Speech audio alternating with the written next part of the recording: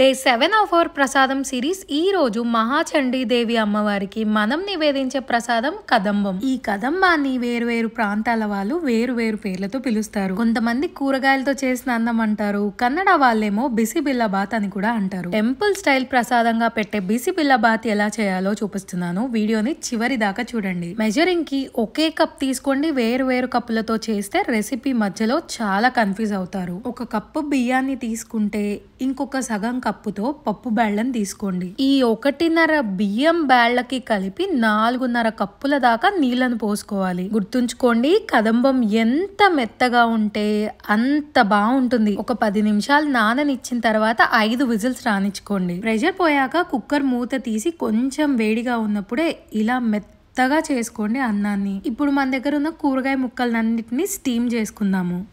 నేనైతే ఉల్లిగడ్డ, ఆలగడ్డ, దోసకాయ, బీన్స్, క్యారెట్, గ్రీన్ పీస్ వేసుకుంటున్నాను. చాలా మంది మునక్కాయ, బెండకాయ కూడా వేస్తారు. అవే వేయాలి ఇవి వేయకూడదు అని ఏమీ లేదండి. మీ దగ్గర ఏ వెజిటేబుల్స్ ఉంటే ఆ వెజిటేబుల్స్ అన్ని వాడేయండి ఈ కదంబంకి. వెజిటేబుల్స్ అన్ని ఇలా స్టీమర్ లో పెట్టేశాక సాల్ట్ ని కొంచెం స్ప్రింకిల్ చేసి 15 మినిట్స్ పాటు స్టీమ్ చేయండి. ఇప్పుడు గ్యాప్ లో సన్నగా తరిగిన పచ్చి కొబ్బరి, కొత్తిమీర, కొంచెం ఉప్పు వేసి మిక్సీ ఆడిచ్చేయండి. తర్వాత ఒక కడాయిని పెట్టేసి 2 టేబుల్ స్పూన్ల నూనె, శనగబ్యాళ్ళు, ఉద్దిబ్యాళ్ళు, జీలకర్ర ఆవాలు, కొంచెం కరివేపాకు వేసి కలపండి. ఇప్పుడు సుమారు ఒక టొమాటో దాకా చిన్నగా తరిగిన పీసెస్ ని అందులో వేయండి. టొమాటో కొంచెం ఉడికి మెత్తగా అయిన తర్వాత మిక్సీ పట్టుకున్న కొబ్బరి ఉంది కదా, దాన్ని కూడా వేసేసి 1 నిమిషం పాటు కలిపేయండి. సుమారు నిమ్మకాయ సైజ్ అంతా చింతపండు నానబెట్టేసి దాని రసం అంతా పిండేయండి.